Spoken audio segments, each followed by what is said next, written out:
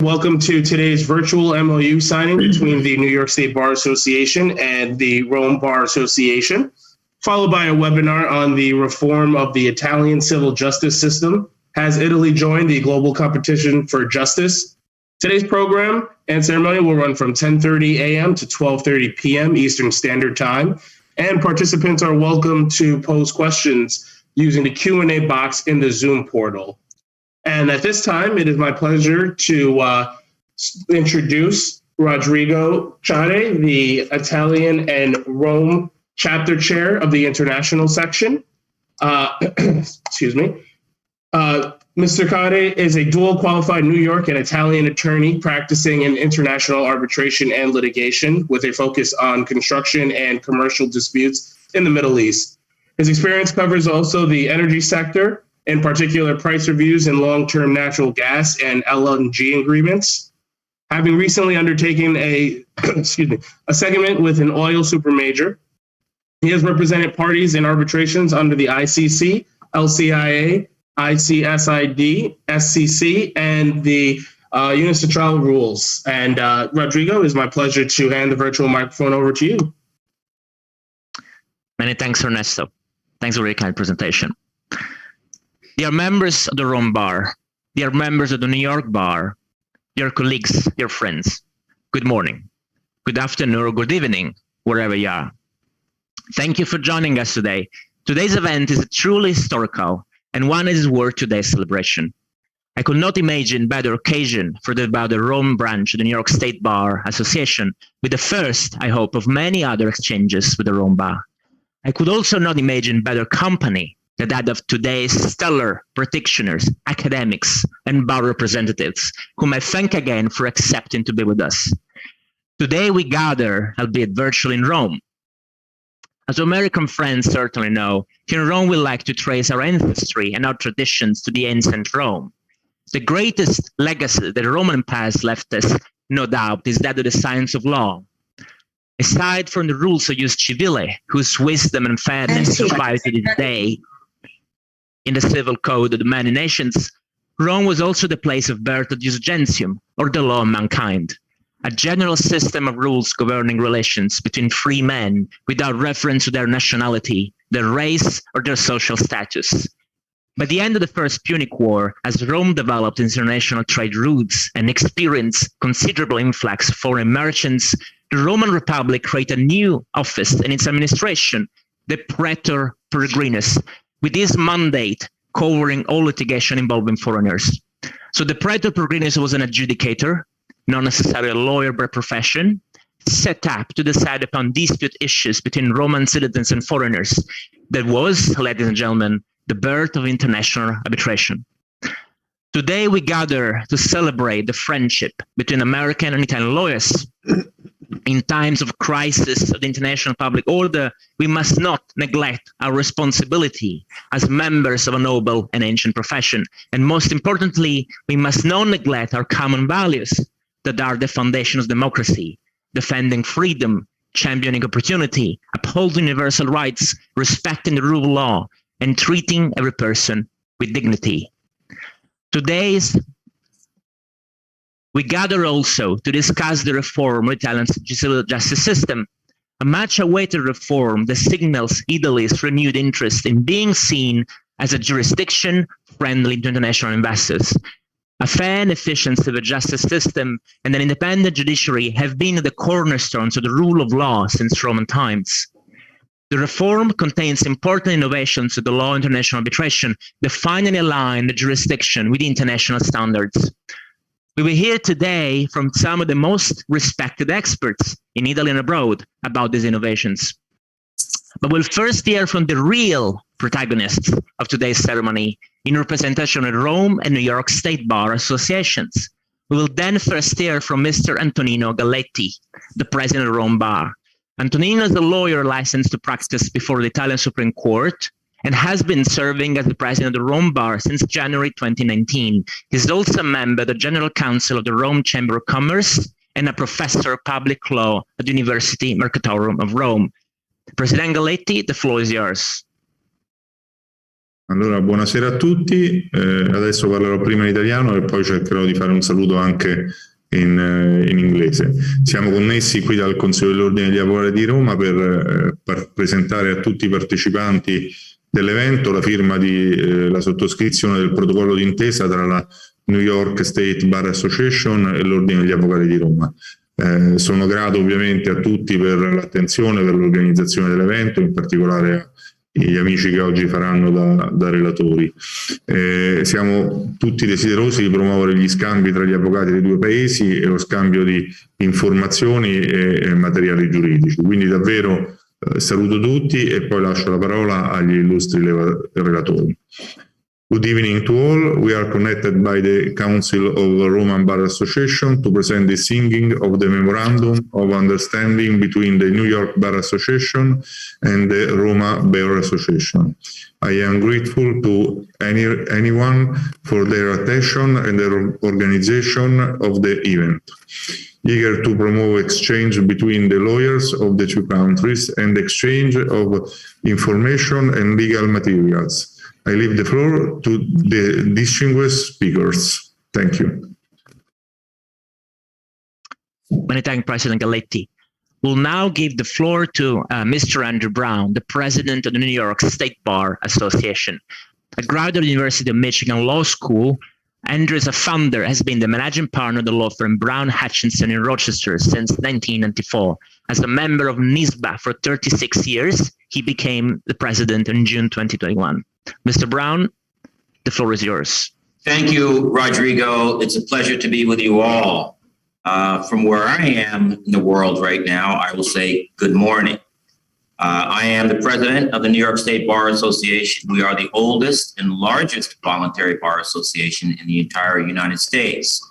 We have the pleasure of having members across New York State in every state of the Union and also in more than 100 countries around the world. And we're very proud of all of our members wherever they are on the globe. I want to take a moment to welcome Presidente Antonio Galletti and the Rome Bar Association European and International Law Commission Chair Francisco Salambeni, who I believe will be with us to today's event, as well as our keynote speaker, the Honorable Charles N. Brower, 20 Essex, Judge of the Iran, United States Claims Tribunal, Judge ad hoc at the International Court of Justice.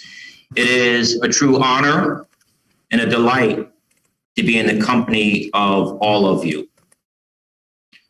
I also want to take a moment to thank my colleagues with the New York State Bar Association International Section, especially led by its chair, Ed Lency, who was on the call and who we'll hear from today. I want to thank you for your efforts in facilitating these important partnerships. It has been an exciting part of my presidency to participate in the partnerships, and I will do all that I can to make sure that they continue. Turning to the current partnership between the Rome Bar Association, the largest bar association in Italy, which shares many of the same ideals and values as the New York State Bar Association.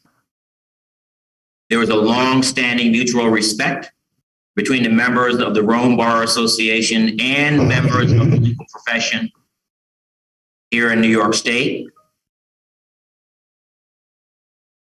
We recognize the growing need for closer ties between people of the legal profession and the vital part that the law plays in forming these relationships.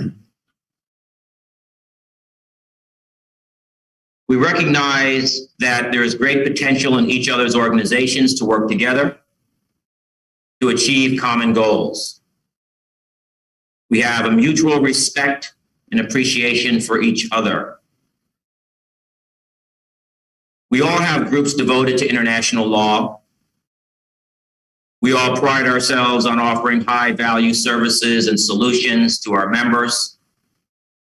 We recognize the growing importance of trade around the world and the need for closer ties between people generally and especially within the legal profession. We have a particular role to play. At this time in our history, it is imperative that lawyers in our communities, in our state, and across the globe come together, stand up for the rule of law. The rule of law is the bedrock principle of civil society. It is our foundation as lawyers. It is the basis of our shared mission and of our shared values. I am proud and privileged to sign today as president of our association the Memorandum of Understanding between the New York State Bar Association and the Rome Bar Association. The signing of the document will formalize a strong relationship and commit each organization to an ongoing strong relationship that will benefit and grow both of our members. I encourage those of you who are not already members of the New York State Bar Association to please consider joining, and especially consider joining the international section. We have a lot to offer. We can accomplish so much more together. I thank you for the opportunity to join you here today and to be a part of this great event. It is my honor, and I look forward to the information and educational program that is scheduled to take place. Thank you. Many thanks, President Brown. We'll now move to our keynote speech. Our keynote speaker needs no introduction. Judge Brower, in nearly 60 years of practice, has reached the echelons of legal practice and public service in the US and internationally. Maybe we can move to the next slide. As a legal advisor, the United States Department of State, as a judge at the Iran U.S. Tribunal, as international arbitrator, and a senior partner in one case, Judge Brower has shaped the foundation of modern international law and arbitration. And may I say, he's also one of the most generous teachers and mentors in our field, with a long list of leading international lawyers who work for him at a point or another of their career. We are very pleased to have him today, and I hand the floor now to Judge Brower. Good afternoon in Rome. Good morning in New York. I wish to acknowledge at the beginning Judge Giordano, Messrs. Galetti, Brown, Lenci, Salvene, D'Attilia, Calaveras, Ramos, Mrozosovsky, and Professors Cordero-Moss, Gemma, and Gia, who are participating in this program today. Excuse me, you just blanked out my, can you take off this slide, because I had my, hold on a moment. You also blanked out my speech text, excuse me. It would just take a moment, I think, to reorganize this.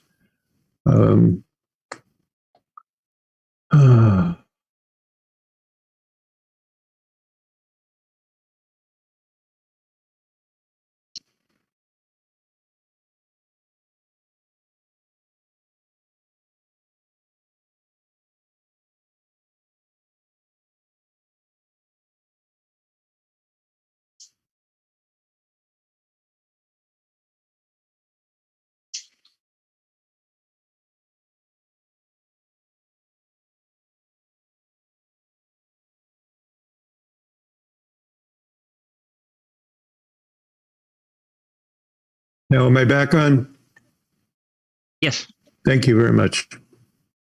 It is indeed a pleasure for me to have been asked to give this keynote address on this very auspicious occasion, indeed celebration of the signing of the Memorandum of Understanding among the Rome Bar Association, the New York State Bar Association, and the respective international section and European and International Law Commission, which, as the Memorandum of Understanding expresses, will, quote, strengthen their cooperation in promoting the mutual respect and exchange between lawyers in both countries of legal information and materials, recognizing their mutual support for the rule of law and the development of legal research throughout the world, end quote. What possibly could be more important than supporting the rule of law? Believing myself fervently in such exchanges, I personally have been involved in them as a member myself for 60 years of the New York State Bar Association, the New York City Bar Association, the American Bar Association, in which I chaired its section of international law, sat in its House of Delegates for 15 years, and served a term on its Board of Governors. Also, the International Law Association, where I served on the Executive Council, and the American Society of International Law, of which I am a past president. And under what felicitous circumstances this seminal event occurs? Rome, the early and extensive progenitor of law, including international law in the form of jus gentium. And note that in the modern era, the 1957 Treaty of Rome, out of which the European Union of today has emerged, and more recently, the 1998 Rome Statute of the International Criminal Court, which at this moment is investigating the many war crimes committed by Russia in Ukraine since the 24th of February of this year. Rome is an important and favored place for international diplomats and international lawyers to forge and adopt the most significant international treaties and conventions. And now, the theme of today's program caps Rome's and Italy's progress with the recent achievement of extensive civil justice reform. As I have been serving for decades also as an international arbitrator, particularly in investment disputes between alien investors and their host countries, personally, I applaud most heartily Italy's recent legislation that now guarantees what is absolutely essential to attracting investors to Italy and thus to Rome, namely firm principles as to the independence and impartiality of all arbitrators, including the possibility to resort to Italian courts to dismiss those who do not conform to those standards. Still further, firm ability to have Italian courts enforce orders of provisional measures. Very important. Surely the international business community must now be reassured that Rome in particular is truly open for business in that it supports a system of dispute resolution that is fair and impartial. I can but congratulate, indeed heap praise on the Rome Bar Association in particular, and on Italy more broadly, for these signal achievements. It has been said historically, allegedly thanks to the French poet Alain Delille in 1175, that, and I quote, all roads lead to Rome, unquote.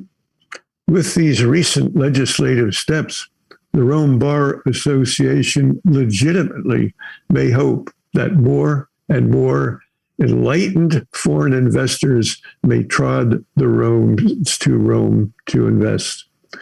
I felicitate all involved in this grand occasion of the signing of the Memorandum of Understanding by the New York State Bar Association, the Rome Bar Association, and their respective international section and European and International Law Commission. And I look forward to myself learning from the program that follows. My thanks for your attention, and I wish the organizations involved that their fondest intentions will be realized. Many thanks, Judge Brower.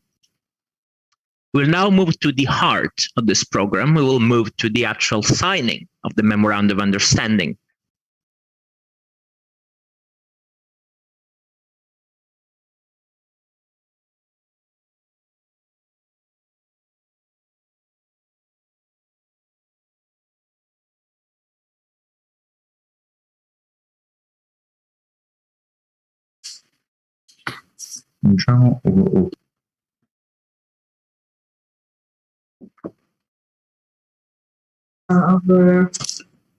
For the Okay, I'm singing the memorandum now.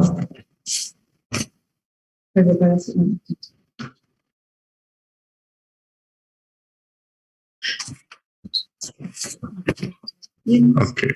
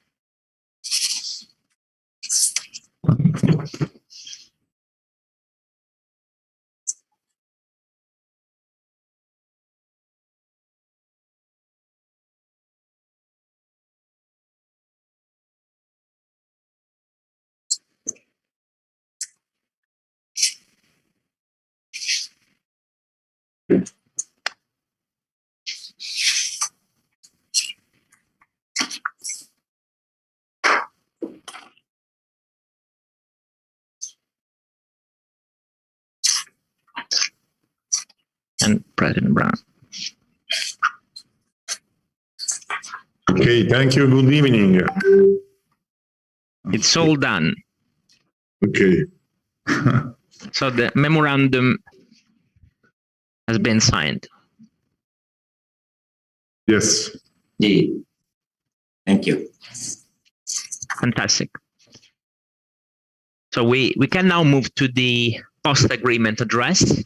We will start with the president of the international section, Andrea Lenci. Ed is the chair of the international section, and he has been the true force behind this memorandum of understanding. Under his leadership, the international section has entered 8 memoranda of understanding with bar associations in Latin America, in Europe and Asia, and it has increased the number of chapters worldwide, such as that we now have chapters on every continent except Antarctica. One of his most recent accomplishments is the creation of the Ukraine task force within days of Russia's invasion. Ed, the floor is yours. Grazie.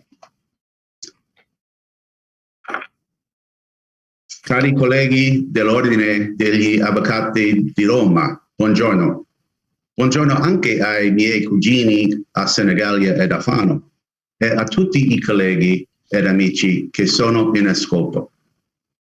Questa importante cerimonia rappresenta il mio ultimo atto ufficiale come presidente della sessione internazionale dell'Association Forense del Stato di New York, poiché il mio mandato scade alla fine di questo mese. L'Associazione Forense dello Stato di New York ha stipulato 8 memoranda di intesa dall'inizio del mio mandato come presidente della sezione internazionale a giugno dello scorso anno. Sono particolarmente orgoglioso di siglare questo memorandum perché un ramo della mia famiglia viene da Roma. Avendo pertanto del sangue romano in me, posso dire con orgoglio di essere anch'io un romano. L'assenza internazionale ha oltre 70 capitoli in giro per il mondo. Abbiamo un capitolo a Milano da diverso tempo e lo scorso anno abbiamo creato un capitolo a Roma. Ringrazio il collega Rodrigo Carey per per essersi preso la responsabilità di organizzare e guidare il capitolo e per averso reso possibile la sigla di questo memorandum di intesa con l'Ordine degli Avvocati di Roma. Roma è stata la prima città al di fuori degli Stati Uniti che io abbia mai visitato durante un gita scolastica nel 1979. Celebrai i miei 16 anni proprio durante questo viaggio. Da allora ho visitato Roma altre 2 volte, entrambe con mia amata moglie Monica. Roma è senza dubbio la mia città favorita tra le tante che ho visitato. Avrei tanto voluto poter siglare questo accordo di persona, piuttosto che virtualmente, ma saremo presto a Roma, lo prometto. Grazie. Many thanks. We'll now move to the... Prego. Lo aspettiamo a Roma. The President Galletti is waiting for you in Rome. Con sua moglie. Grazie. Very soon, I'm sure. We'll now move to the second post-agreement address from Francesco Salimbeni in representation of the Rome Bar Association. Francesco is a member of the International Relations Committee of the Rome Bar, and as attorney, his practice has strong ties with the United States. Francesco is a man, may I say, of far-reaching international views, who has already forged strong relationship between the Rome Bar and the Hereford County Association. Francesco, the floor is yours. Thank you, Rodrigo. My warm greetings, first of all, to President Brown and to Attorney Lenci. Let me say it in Italian, Lenci. And on behalf of the International Relations Commission, I want, first of all, to thank Rodrigo and Lorenzo for their incredible job in promoting and realizing this project. The International Relations Commission, accordingly to President Galletti propose, developed a lot in the last 3 years our international relations and cooperations with other bar associations in the world. At the moment, we run like 20 cooperation programs around the world. Of course, we are extremely and particularly proud today to sign this MOU with the New York State Bar Association for the standing of your association. It's a lucky case that this event today happens the day after our Prime Minister met the President of the United States just yesterday, underscoring the strength of the links on the common values of the business relations between the two countries that have not weakened by the war that now is in Europe. I underscore the words of Rodrigo at the beginning about the importance also of us lawyers in building a just world. I mean, the challenges of the complexity of the world, the cultural differences, the sustainable development. The International Relations Commission believes that lawyers, every time they shape the interpretation of law, every time they litigate each other, but on a regulated field, under common rules, they are maybe an example for the elite of our time. So the best wishes for this cooperation that start today. There are strong links between Italy and the state of New York. Italy is one of the main exporters to the state of New York. In Rome are located the government offices, the main national agencies, public entities, the corporation where the government is the main stakeholder, and the headquarters of the largest law firm in the country. So there are all the prerequisites to to do a great job. Thank you. Thank you, Francesco, for a very thoughtful address. We'll now move to the actual seminar of our program. We'll move to the first panel on the reform of Italian civil proceedings. The panel will be moderated by Lorenzo D'Attilia. Lorenzo is the founding partner of LCF and Partners in Rome and specializes in commercial, corporate, and bankruptcy law. He's written, spoken, and thought extensively on these topics. Lorenzo is also the vice chair of the Rome branch and has worked tirelessly so that this event could happen today. We're very pleased to have him on board. Lorenzo, the floor is yours. Thank you, Rodrigo. Dear all, it's a great pleasure for me to be here with all of you. First of all, I would like to express my special thanks to New York State Bar and the Consiglio dell'Ordine degli Avvocati di Roma, and in particular to Antonio Galletti, Andrew Brown, and Edward Lynch for their support and enthusiasm in promoting this special project. I also would like to express my gratitude to Rodrigo Carré, who wanted me by his side as vice in leading the Rome chapter of New York State Bar Association International Section. Coming to us, the recent Italian civil proceeding reform, so-called Cartabia reform, is a clear signal of Italy's renewed interest to be recognized in the world as one of the most important jurisdictions for doing business. To this regard, an efficient and rapid civil process, as well as an authoritative judiciary, represent the fundamental mechanism of the state of law. It's now my pleasure to introduce the excellent speaker of this first panel. The first of them is Professor Andrea Giordano, who will provide us with an overview of the reform. In particular, Andrea Giordano is a judge of the Italian Court of Auditors, as well as of the National Court of the Italian Soccer Federation. Prior to that, he has been an attorney at the General State Attorney, where he has dealt with national, European, and international litigation.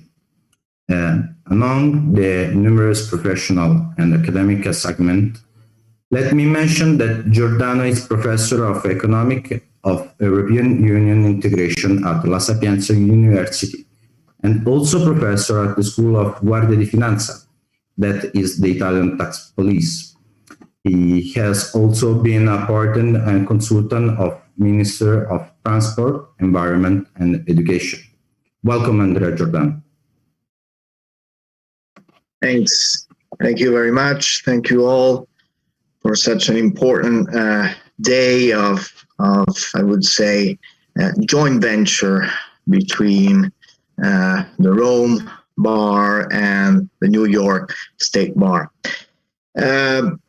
The topics, and thank you all, thanks to all the organizers and to the kind participants. I shall share a few slides. I don't know if you will share them or if it's up to me to. All right, I'll try and share the screen.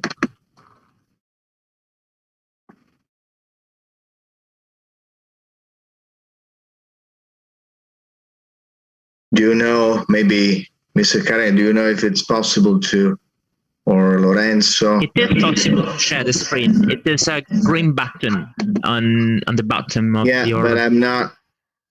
You're not allowed? Okay, you're probably trying to... All right, okay, now you are. Perfect. Good. Just let me know when to say next. All right. So we could go to the next one. Yeah, thank you. So the biggest goals of the current times is reforming civil procedure. And investors know, operators that invest in Italy know how civil procedure works, or do not know how it works, since it is pretty hard even for us that operate with procedure knowing how procedure actually works. So the big goal that the Italian recovery plan has is to reform procedures in order to make them efficient. You all know about the Next Generation EU program and Italia Domani, that is a recovery and resilience plan that has been presented by Italy and that provides for investments and a coherent package of reforms going through public administration, justice, simplification, and competitiveness. So one of the biggest goals of the recovery plan is justice and trying to solve the problems that civil procedures have.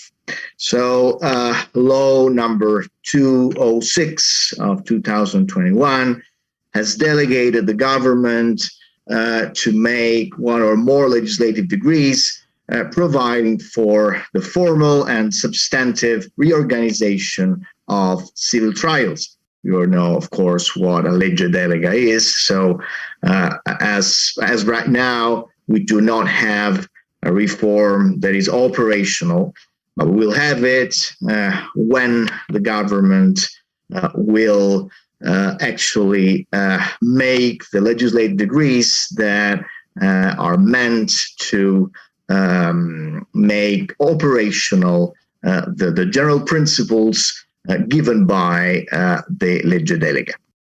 We could go to the next slide.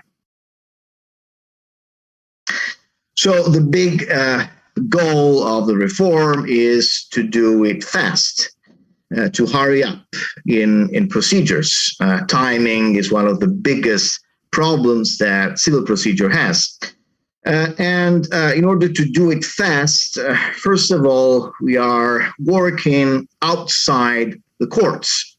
So using ADR methods, using alternative dispute resolutions, such as mediation and assisted negotiation. So one of the goals of Law 206 of 2021 is to strengthen civil and commercial mediation, for example, giving tax incentives in order to promote mediation, or expanding the scope of compulsory mediation. As we all know that mediation in Italy might be both a faculty of the parties or a compulsory technique. And it is compulsory in a bunch of subjects that have been extended by the legge delega. Then another ADR method, which is assisted negotiation, which is another technique of mediation, of conciliation among parties that is made by lawyers themselves. And the legge delega, one of the goals of the legge delega is to allow lawyers to carry out a sort of out-of-court evidence-taking procedure. So in order to anticipate trials. And then there are other specific principles regarding, for example, property transfers in assisted negotiation in family matters. Then doing it fast in the court. That is a goal which is that the reform tries to reach, both working on first instance trials and on the subsequent stages of the trial. For what concerns first instance trials, the reform wants to focus on the duty of the parties to make specific statements, and on both the duty of the parties to kind of anticipate the activities, the pleadings and defenses that are now made during the so-called udienza di trattazione, which is the big hearing in civil trials under Article 183 of the civil procedure, Italian civil procedure rules. So the goal is to try and anticipate the defenses before the trial, so before the hearing, so that the hearing may be faster. Then the reform tries to work on the subsequent stages of the trial, requiring clear, concise, and specific appeals, and both clear, concise, and specific remedies before the Corte di Cassazione. Then the reform works on special procedures, and mainly expanding the scope of a simplified procedure, which is called the procedimento sommario di cognizione, under Article 702 bis of the civil procedure rules. So right now, such a proceeding may be used only for procedures that are dealt by single judges. The reform goal is to expand the scope to make the procedure possible also for the trials before panels of judges, collegio di giudici. We can go to the next slide. The goal to do it well. Does the reform have as an objective, together with the objective to do it fast, the objective to do it well? Well, this is written under the Italian Constitution, Article 111, the Italian Constitution, a due process of law, which is a concept that you all are very familiar with, since as Italians, we all must learn what concerns due process clause from common lawyers. So a due process is a fast procedure, but is also a well-done procedure. This is written under the Universal Declaration of Human Rights and under the European Convention of Human Rights, Article 6 of the European Convention. Does the reform have such a goal? Well, for what concerns arbitration, for example, one of the goals of the reform is to strengthen the procedures of impartiality and independence of arbitrators, making compulsory the specific declaration that we're all familiar with in international arbitration. Arbitrators must say if they are compatible with the trial. Well, that will be a duty that will be extended also to civil procedures. Then for what concerns the so-called filtro in appello, it is the technique aimed at declaring sort of without grounds the appeals made by the parties. Well, such a technique was before meant at not examining appeals because not admissible under procedure. Now this filtro will be a merits filtro. So will be a technique in order to avoid examining appeals because they do not have grounds to be examined. Then introduction of a preliminary reference to the Supreme Court. This is a good measure in order to grant legitimate expectations of investors and of operators in general. Sorry that I interrupt. I can't hear. I guess your mic is not working. I guess your mic is not on. Now you listen to me? Yeah. I'll finish. Somebody switch off my microphone. I'm about to finish. I want all you to inform you that there is a minute left to conclude your speech. Sorry. All right. Thanks. Sorry. So the preliminary reference is a way to bring the procedure under the Supreme Court before passing through all of the grades of the judgment. Then a specific remedy for decisions which are declared contrary to the European Convention of Human Rights. I guess we could switch to the next slide just for 20 more seconds. Our first balance.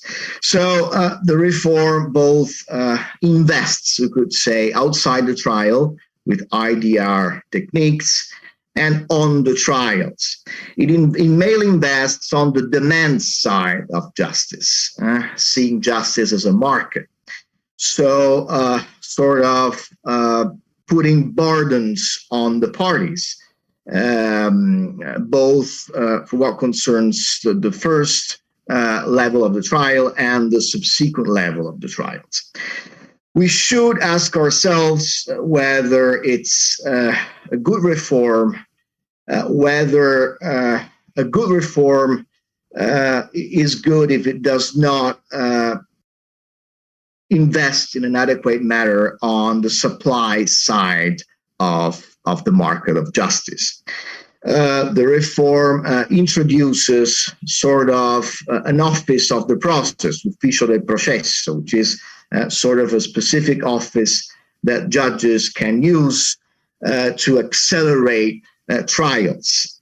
I think that still the problem of the scarcity of human and material resources is the biggest problem that civil procedures in Italy have.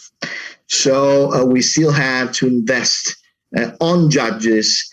We still have to invest on judges' offices, on material resources, on technology, on algorithms, if it's of course in the limits of compatibility with our system.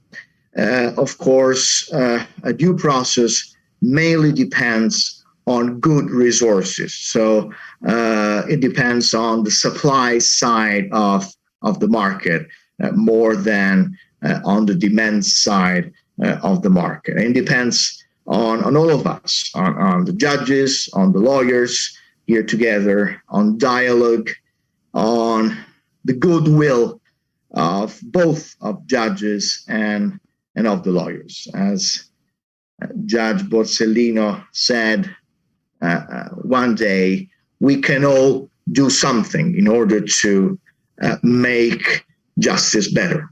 Thanks a lot. Thank you. Yeah.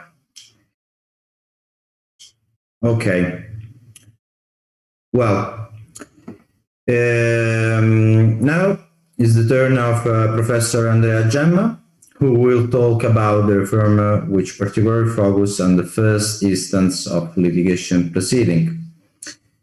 In particular, Andrea Gemma is an internationally affirmed lawyer with special experience in litigation and arbitration in the areas of corporate law, contract law, and banking law, and also corporate crisis.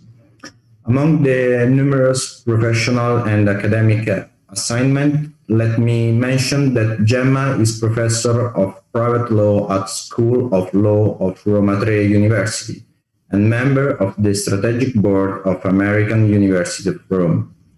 In the field of corporate crisis law, he holds the position of Commissaire in Extraordinary Administration, appointed by Ministry of Development and Italian Insurance and Reassurance Authority, and of Bankruptcy Administrator at the Court of Rome, and he is a trustee attorney of procedures. Welcome, Andrea Gemma. Thank you. Thank you very much. It's a great honor to be here today with you, and it's an unbelievable experience to talk after the signature of this disagreement between the New York State Bar and the Rome Bar. I want to thank Mr. Galletti and Mr. Brown for this signature. It is important for us, and it is important for practitioner. I just landed this morning, a few hours ago, from New York, where I was in the last week for business meetings. And I can testify in person that this reform will, if it will be properly carried out and properly interpreted by the practitioner, will help us in building a much stronger reputation of the Italian civil justice, and especially in the commercial disputes.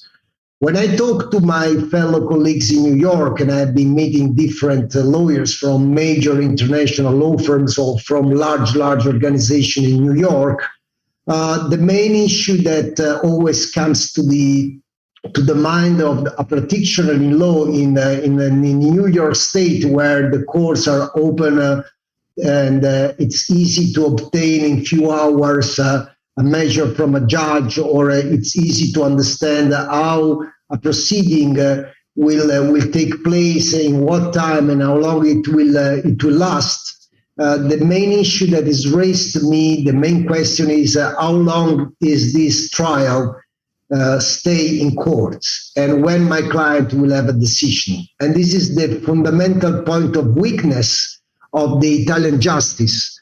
And the reform, as it was previously addressed by Mr. Andrea Giordano, wants to tackle the issue of timing, and timing in justice is of the essence. I've been requested to talk about the first instance proceeding, which is one of the most noteworthy aspects of the reform, and that whose aim is basically to reshape entirely the introductory phase of the first instance proceeding.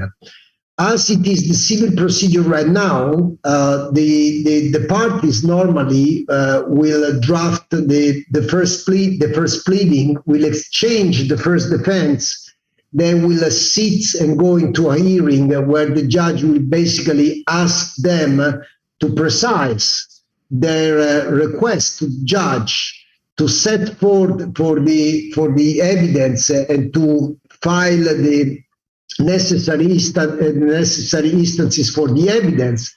And then the judge will go back to his room, he will study, and then he will take a decision. And this phase, which was referred to by Mr. Giordano as well, normally is the most fundamental phase of the first instance proceeding that has taken too long time, and normally is a place where the decisions are not taken, but the decisions are postponed. So the law of reform is basically setting a new principle. First, the parties has to set and formalize all their complaint and statement of defense, and they have to identify immediately the main elements of the disputes.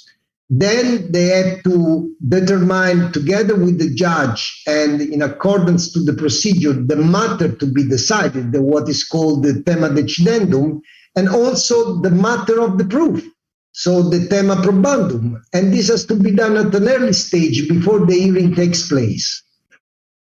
At the hearing, the judge that has already received all the necessary statement from the plaintiff and from the defendant will decide about the evidentiary motion, will decide whether there is the need to schedule hearings for the proof, and then it has to be done within 90 days. The term of 90 days is very important because everything has to be done within the course of 3 months.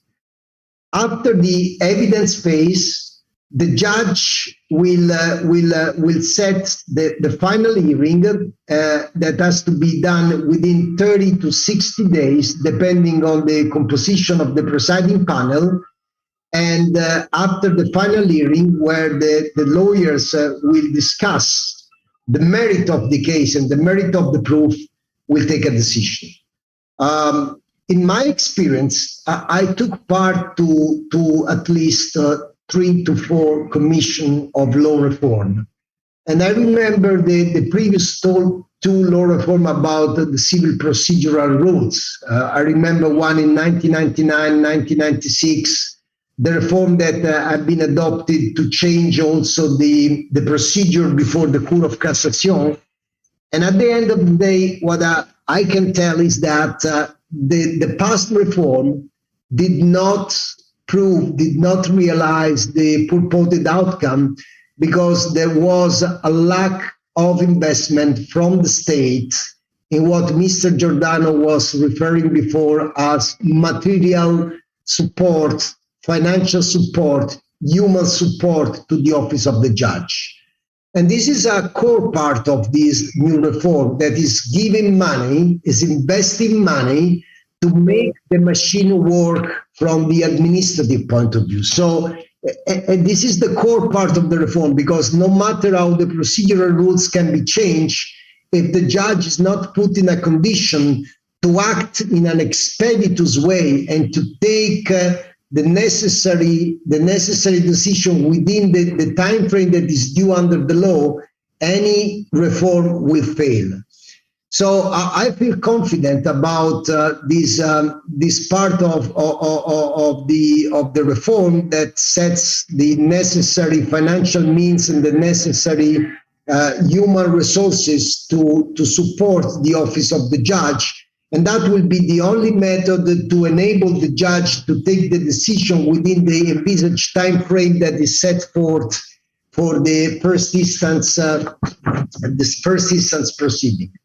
I have a final remark, and the final remark is that basically in the previous reforms, there was a sort of sabotage from the lawyers and from the courts in the way the reform had been interpreted. So everything changed, not to change anything in the habit and in the cultural approach of the lawyers.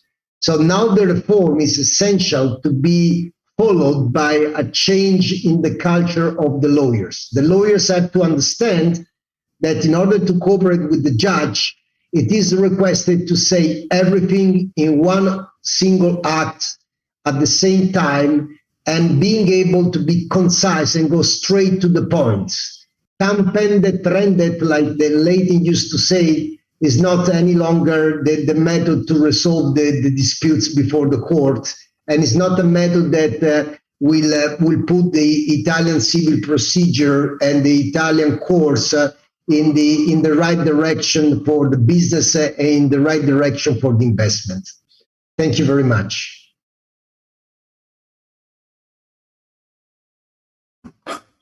Well, thank you, Professor. I'm checking the timer, but you finished. Yeah, you finished earlier. Thank you. Well, now, last but not the least, we have the great pleasure to listen to Professor Lucio Ghia, who will deepen the issue relating to corporate and bankruptcy law. Lucio Ghia, in particular, is an internationally affirmed lawyer with an incredible experience in commercial and bankruptcy law. Among the numerous professional and academic assignments, let me mention that Ghia is a professor at the Guglielmo Marconi University of Rome. He participated in the drafting of bankruptcy law RIFORMA in Italy. And he is also the representative for Italy at Untitled, and he is a member of numerous international organizations such as International Insolvency Institute, American College of Bankruptcy, and the Turnaround Management Association Italy. Welcome, Lucio Ghia. Thank you.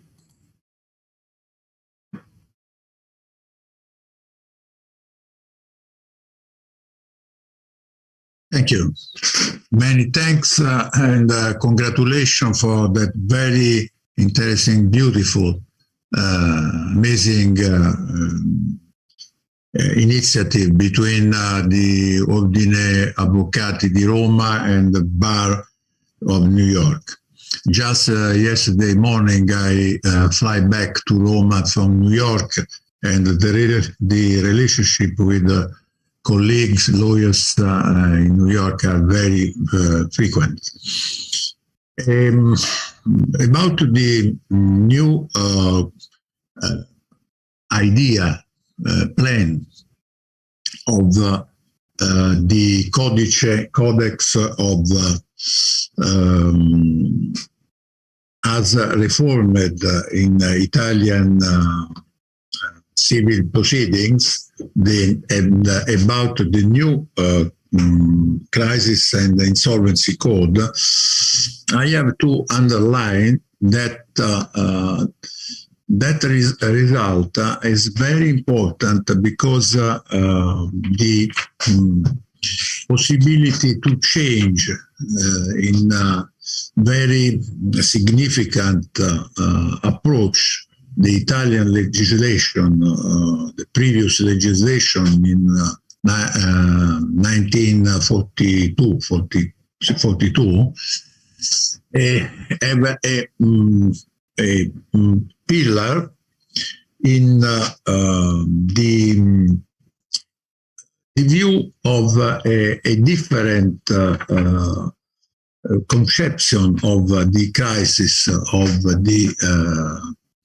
the enterprises, and is the result of a globalization of market and of the necessity to realize necessary convergence of the procedures in different states, and to establish the new address of all possible manifestation of insolvency under the necessity to anticipate that status of the enterprises. And so the initiative is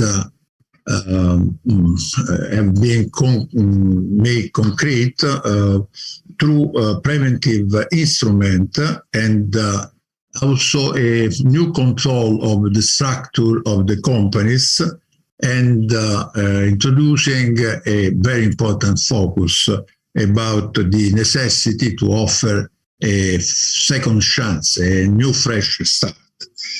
And now we have to examine the international and European guidelines, and that part is very important for me, because as delegate, Italian delegate at UNCITAL, the well-known United Nations Commission for International Trade Law, is a result of also a integration of different culture about the insolvency, and also the necessity to harmonize that kind of different view. The most important, the prevalent resources are UNCITAL model law, and also the guide law by UNCITAL, and also the principle of World Bank, the standard that have been produced by the World Bank, and also some resources focused of regulation of 1346 2000 year, and 84 page of 2015. Those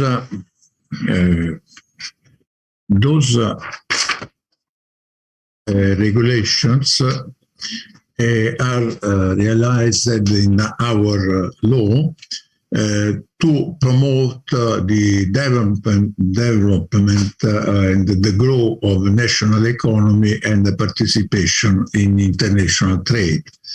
And they are based on the necessity to achieve the continuity of the business and with the predilection of negotiation between the creditor and debitors and proceedings out of the court.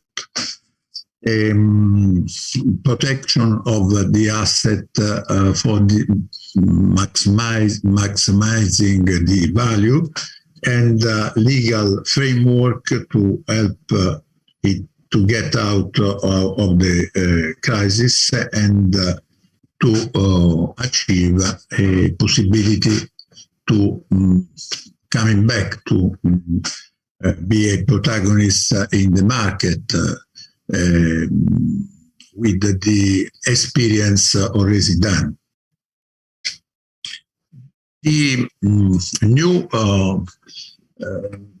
framework of the new bankruptcy law, after the reform, are the based on the different goal to achieve. Before the reform, the main proceeding was the bankruptcy proceeding. Aimed at liquidating the asset of the businessman and to divide the proceeds among the creditors. Now the scenario is completely different. The terms bankruptcy, in fact, has disappeared, has been removed, and in that direction, the main item is to achieve greater speed, flexibility, and efficiency. And the goal is to allow the return on the market of the enterprise and remove the causes of the crisis. After the reform, the satisfaction of creditors is linked and depends on not only the selling of the asset, but to and with the continuity of business and in the extreme result to make the liquidation of the debtor asset. And that is the basic Article 84 of the new law, 19 number 14. Another very important result has been the introduction in our system of different kind of proceedings. A concordato preventivo, like preventive arrangement or negotiation with the creditor, with the business continuity and the debitor in possess of his asset. And the satisfaction of the creditors is linked to the continuity of the business of the company. And or with the substitution of the entrepreneur, and but based always on the continuity of the business. Or in other case in which it is impossible to ensure that kind of result, the debitor can present a liquidation preventive arrangement. The creditors will be satisfied with the liquidation of the assets. Those proceedings are subjected to the presentation of the proposal and the plan, and the debitor may submit the agreement and the plan in 60 days. Is a proceeding rules well described in the law. The other kind of proceeding, and before the reform, the only one proceeding we said about the liquidation. After the reform, we have the negotiation with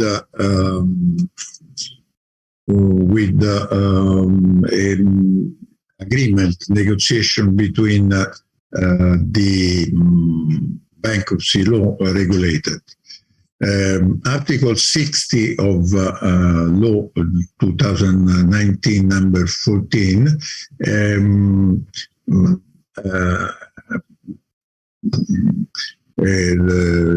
are regarding the facilitated agreement with a 30% of adherence rate when the debitor not propose a moratorium, and the other creditor will be paid fully. Article 61, agreement with extended effect, and in that case, the majority of the creditors is higher, 70%. And after we have the concordato preventivo, the preventive arrangement, which I described before. So in those different possibilities to make an arrangement, a composition of the crisis, and the scope is to encourage the early emergence of the crisis, and to facilitate the conduct of negotiation between debitor and creditors. In continuing the national overview, another slide, if you can. Yes, okay.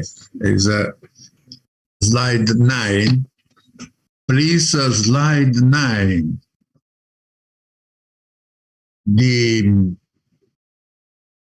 A very useful proceeding is based on certified recovery plans, piano attestato.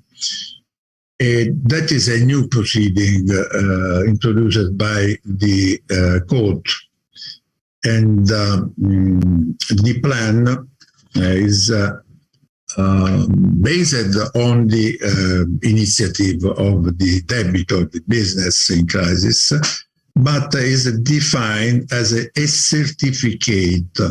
In other terms, it must be verified by a professional, independent professional, and he has to attest that the plan appears to be suitable to allow the recovery of the debt exposure and the company, and to ensure the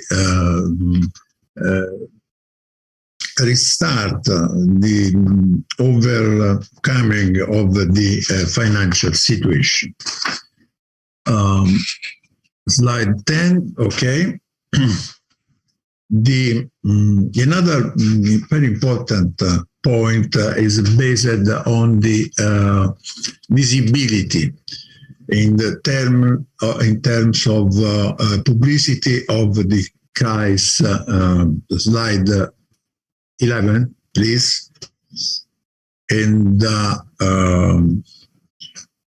the publicity is a very important and based on the registration of the state of insolvency in the register of companies, and in judicial liquidation, preventive arrangement, restructuring agreement, and also in negotiated settlement of the crisis. As you can see, those are the different procedures contained in the new code. There is a duty to register. Only in the certified recovery plans, there is no publicity for creditors, except for the possible involvement of strategic creditors. And the debitor can request that the recovery plan be entirely in the register of the company.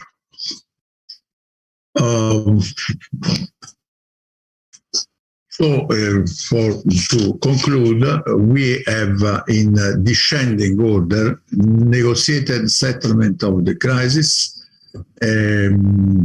certified recovery plan, restructuring agreement, preventive arrangement, judicial liquidation, in case in which is impossible to continue the activity of the enterprises.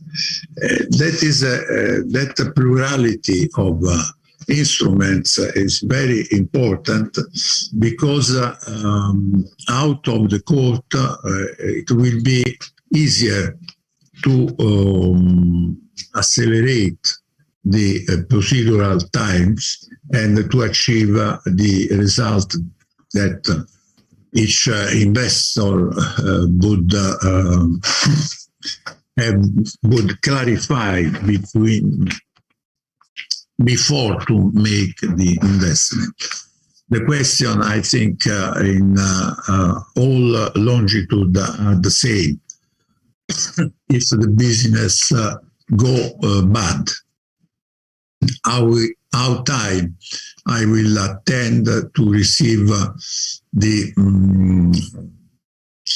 result of the proceeding, and and how much I will spend to achieve that kind of result. So the negotiated crisis settlement are very important, and in that sense, a new possibility of professional skill are necessary to introduce in our system, because the expert in negotiation is a new occasion to manifest essential role, to realize that kind of essential role in the new proceeding. In the next time, I think about next July, the protective measures will be allowed in our system, and those kind of measures comes and are based on internal structure of the companies, because as you know, in the company are different level of control, and those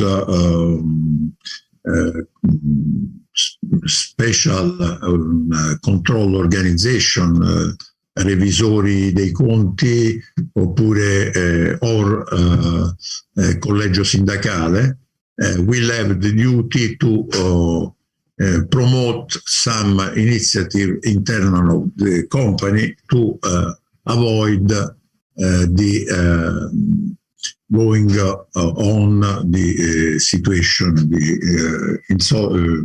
from the crisis to insolvency situation. But also some kind of creditors assumes different duty on that kind of as you can see at slide number 15, in external figures like institutional creditors have the duty to guarantee that the crisis will be approached immediately without the consequent aggravamento.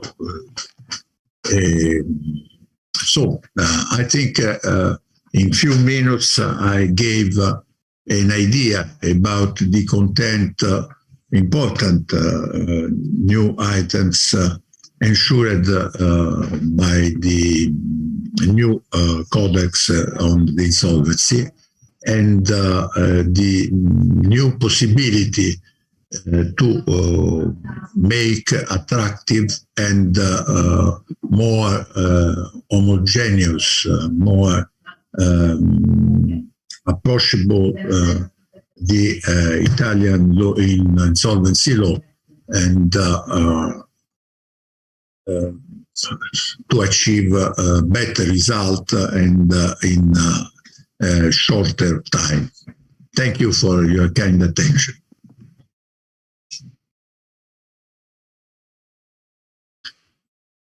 Thank you. Thank you so much, Professor Ghia. And thank you, special thanks to all our excellent professors. Okay, well, now we move to the second panel that will be introduced by Rodrigo Carré. And in the end, we have some questions to our professor of this first panel. Thank you, everybody. Thanks, Lorenzo. Thanks, everyone, for these great presentations. We'll now move to the second panel. We'll move to the arbitration aspects to the reform. As discussed earlier, introduced by the previous panel, arbitration is one of the most important innovations in this reform, and includes, in particular, two measures which were much weighted by the Italian legal community concerning the independence and impartiality of arbitrators and the possibility for the arbitral tribunal to render interim measures. We will have a panel of three excellent speakers. I'm very grateful for their participation today. We will start with the Andrea Carlevaris from Bonelli Rede. Andrea is a partner Bonelli Rede and adjunct professor of international law. Between September 2012 and May 27, Andrea served as the Secretary General of the ICC International Court of Arbitration and the Director of the ICC Dispute Resolution Services. He's the President of the Italian Arbitration Association and a member of the Board of the Arbitration Institute of the Stockholm Chamber of Commerce. Andrea, the floor is yours. Thank you very much, Rodrigo, and thanks very much to the organizers for inviting me to this important event. I will now try to, or will someone share my slides? I think I am not enabled to. Okay, perfect. Thank you very much. Well, yes, as you say in your presentation, I mean, this arbitration has a very important place in the reform of civil justice that is underway in Italy. It is not, as far as arbitration is concerned, a total revolution of the current system. But in this case, the drafter of the framework law 206 of 2021, intended to address specific issues, specific aspects of the legal regime of arbitration in Italy, and mainly aspects that were perceived as problematic, especially from an international point of view. So if we can move to the next slide, we'll see what Article 1, Paragraph 5, which is the provision of the framework law which deals with arbitration, identifies as specific aspects requiring innovation by through the decrees that the government will have to adopt within a year. But we are told that the government is progressing quite fast in adopting this new legislation, and so we may indeed have something within the next few months, if not within the next few weeks. So Article 1, Paragraph 5 identifies arbitrators' independence and impartiality, and in particular the duty of arbitrators to disclose circumstances that may affect their independence and impartiality. The law applicable to the merits, with the reintroduction of a provision in this respect. I will not deal with these issues in detail because I understand this will be addressed by my fellow panelists. Interim relief, on which I will focus my brief remarks. And then other, I would say minor, but still significant from a domestic point of view aspects that the legislator intends to innovate in are the time limit for the setting aside application, setting aside for awards, which is now aligned with, this is the so-called long time limit, which is the one which runs from the date of the award, regardless of any notification of the award, which is now reduced and aligned when, of course, the new decrees will be enacted, will reduce the time limit, and this precisely aligns the regime for the setting aside of arbitral award with that for the setting aside of judicial decisions. The intention of the legislator is then to clarify a point which has been controversial in the Italian case law, which means that the exequatur decree of the Court of Appeal, the decision of the Court of Appeal, which grants the enforceability of awards in Italy, will now be immediately enforceable, something that was debated. It will be enforceable pending the time limit for the possible opposition, which then opens the full proceedings on the setting aside of on the enforcement application. So again, this clarifies a controversial point. There is a reference also to corporate claims arbitration, or arbitrato societario, which means arbitration based on clauses contained in the statutes of companies, and particularly between shareholders or between shareholders and the company itself. There is no significant substantive amendment in this respect, but the idea is to bring what is now contained in a separate piece of legislation within the civil code, which contains the regime of arbitration. So this, the intention of the legislator is here to unify the entire regime of arbitration. And then there is a reference to the so-called translatio iudici, which is the switch of court proceedings to arbitration and vice versa. This is something that was introduced years ago by the legislator, but has not worked so well, one must say, particularly the transfer of the disputes from court proceedings to arbitration. The idea is now to introduce a specific procedural regime for this switch in both directions, from arbitration to court proceedings and from court proceedings to arbitration. And we'll see what this will result in. But as I said, what I will focus on in the few minutes I have is interim relief. This is, in my opinion, I think not only in my opinion, by far the most important innovation that the legislator intends to introduce to the Italian arbitration system, and something that was and has traditionally been perceived as a significant obstacle to the attractiveness of Italy as a seat for international arbitration. The fact that pursuant to Article 818 of the currently in force Code of Civil Procedure, arbitrators are prevented from granting attachment or other forms of interim relief, unless otherwise provided by the law. Now, and I'm sorry if we can move to the next slide.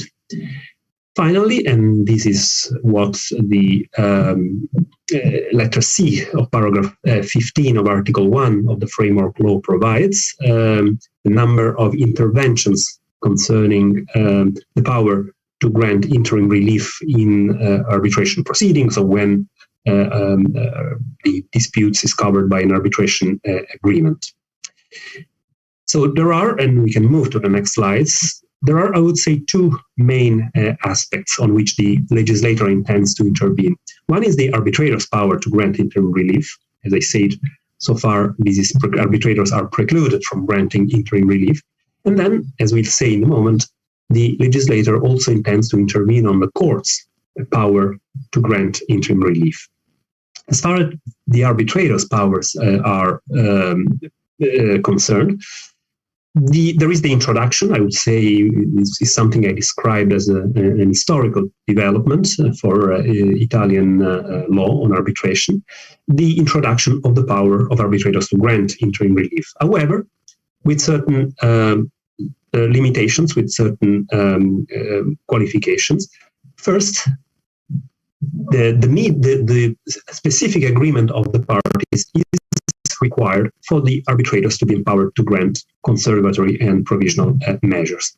This is not what most rules around the globe providing for the arbitrator's power to grant interim relief provide for, but one may hope that the simple reference to arbitration rules that refer to this power of arbitrators, which is now, I would say, what is accepted by most, if not all, arbitration rules, especially those which are most commonly used internationally, including in cases seated in Italy, is precisely to grant arbitrators with this power. So if the simple reference to arbitration rules will be sufficient, as I believe, and as probably the decrees the government will enact will provide, this will not be a significant limitation.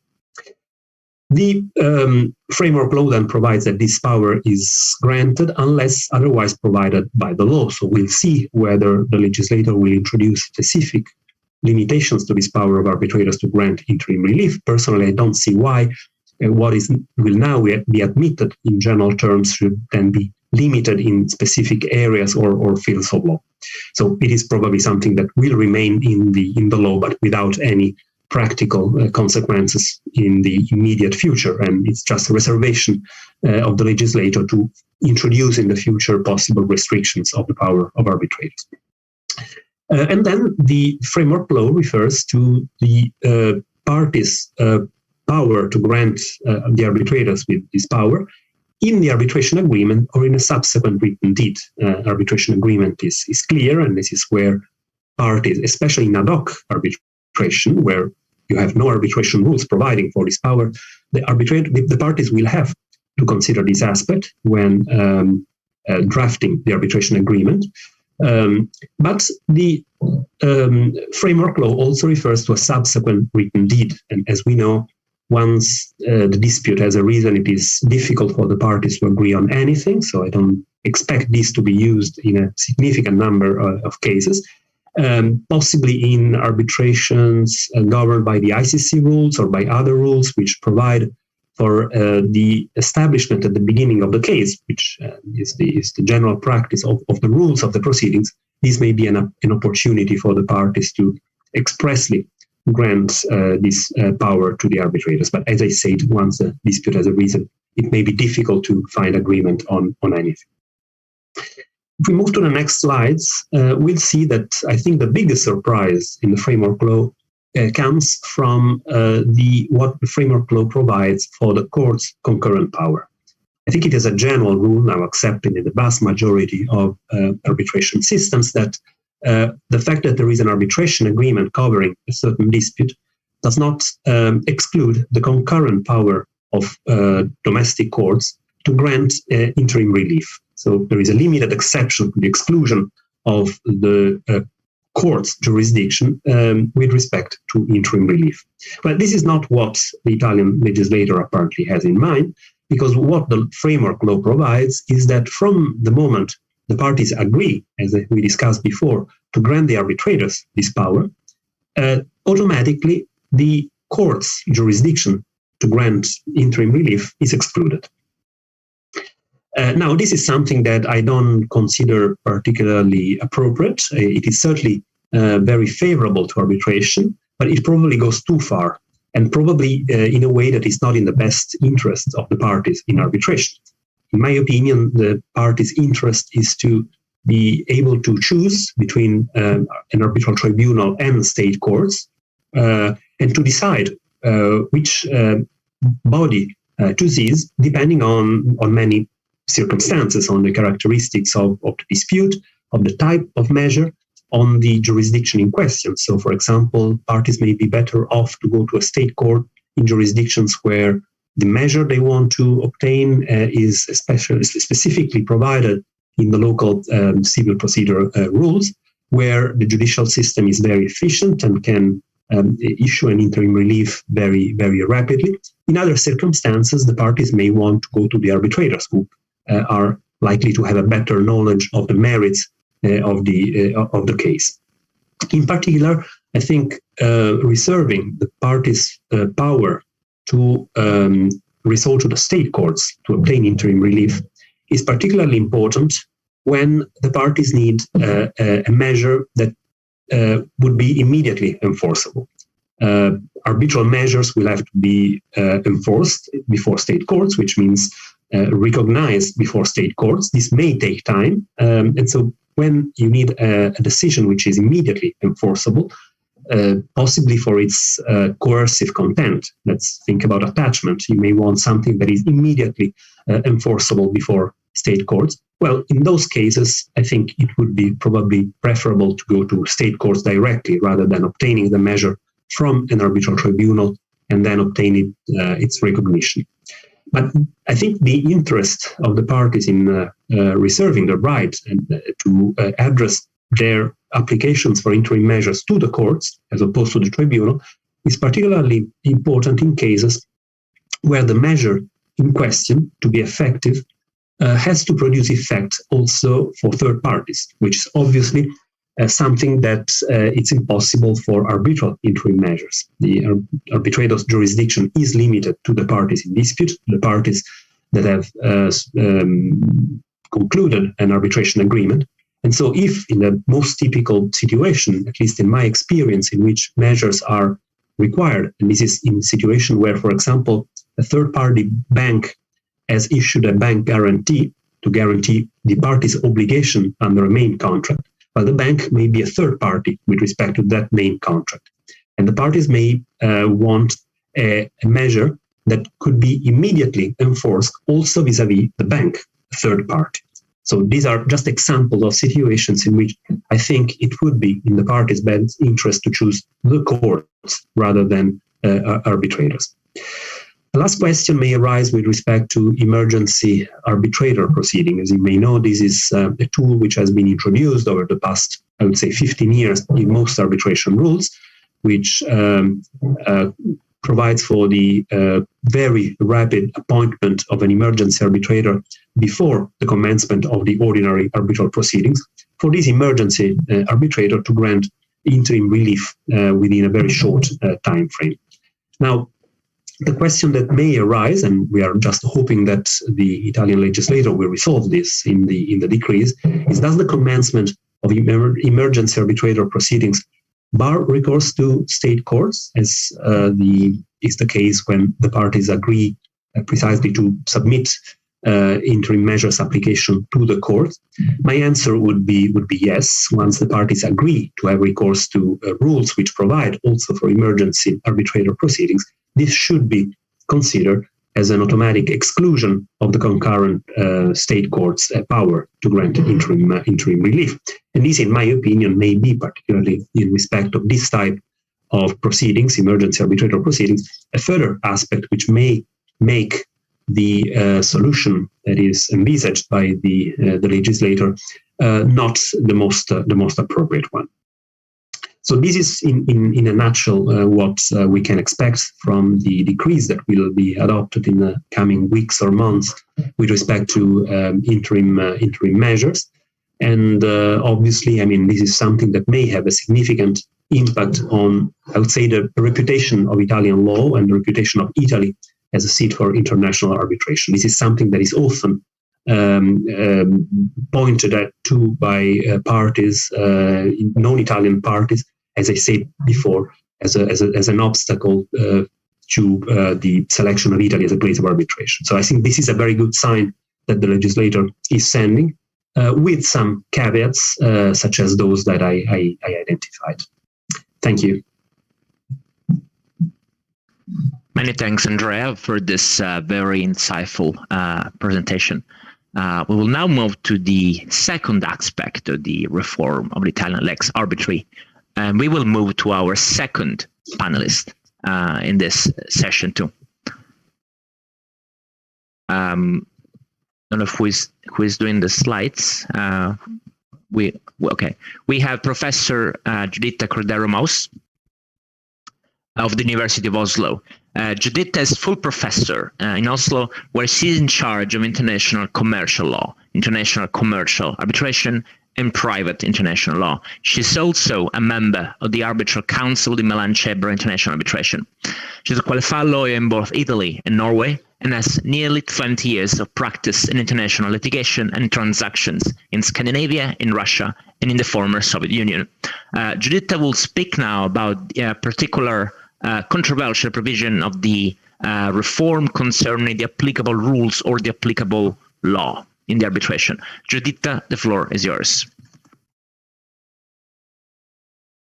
Thank you, Rodrigo. Thank you very much for the invitation to participate in such an important celebration and for the opportunity to speak about the ongoing reform of the, among other things, of the arbitration law in Italy. Now, I don't think I'm sharing the screen now anymore, but I can try to, no, it's disabled. Okay. We can see them. It's wonderful. Thank you very much. So maybe we can already go to the next slide. Thank you. As was mentioned, I'm going to talk about a very specific aspect of the reform, which is the choice of the law applicable to the merits of the case. And what I have here is a picture of an old edition of the Codice di Procedura Civile, the Civil Procedure Code of Italy, that contains also the regulation of arbitration. And when it comes to the specific question of the applicable law, it has a provision in Article 822 that says the arbitrators decide that law unless the parties in any form determine that they decide in equity. So this is the situation as it is today. Does not say much about how to choose the law. It only gives the alternative between deciding at law and deciding in equity. And we will come back, of course, to this one. If we can move to the next slide, I will show the abstract of what is relevant here. This is the framework law that we have discussed so much already. We have heard so much about already. This is the act with which the Parliament has delegated to the government the reform of arbitration law. And in Article 115, it has a letter D, according to which the reform, the new law, shall give the parties the power to determine and choose the applicable law. So it's very short, it doesn't really explain so much, but what this framework law obviously does is to instruct, to reintroduce rules about how to choose the applicable law. They were deleted from the Civil Procedural Code, and now they are going to be reintroduced. So the question is how these rules are going to be reintroduced. And I would like to, we can move to the next slide. I would like to start with one question. Is at law the only alternative to inequity? Because this is how the present regulation is structured. The arbitral tribunal decides at law unless the parties empower it to decide inequity. Now, we know that the dichotomy between law and equity does not necessarily mean that either it is the law of a state or it is no law at all. We know that there is a third category that is actually a sub-classification of at law, which is called rules of law. If we can go to the next slide, I have taken Article 3 of the Rules of Arbitration of the Milan Chamber of Arbitration. Disclosure was made at the beginning. I am in the Council of the Milan Chamber of Arbitration. And of course, institutional arbitration in Italy is not only the Milan Chamber of Arbitration. There is also ICC arbitration. There are other possibilities, and there is ad hoc arbitration. So by choosing arbitration, Italy as a seat of arbitration, it's not automatic that that is going to be these rules that are applicable, but there are a lot of disputes that are submitted to the rules of the Milan Chamber of Arbitration. And in Article 3, these rules, they specify that the arbitral tribunal shall decide in accordance with the rules of law. And then trade usages in point 4, trade usages as well. Rules of law, what does that actually mean? We know that it means that it is not necessarily the law of a certain country, Italian law, German law, or another country's law. It can be general principles, it can be sources of soft law, it can be lex mercatoria or whatever other sources that may be considered to be still part of a decision of a legal reasoning, but not necessarily based on a specific national law. If we can move to the next slide, can the parties only choose a law? This is actually a continuation of what I have just said. Now, the first paragraph in Article 3 of the Milan arbitration rules said that the arbitral tribunal can decide applying rules of law. So the arbitral tribunal does not need to apply a specific country's law. What about the parties? We can move to the next slide. The same Article 3 in the second paragraph gives also the parties the possibility to choose the rules of law.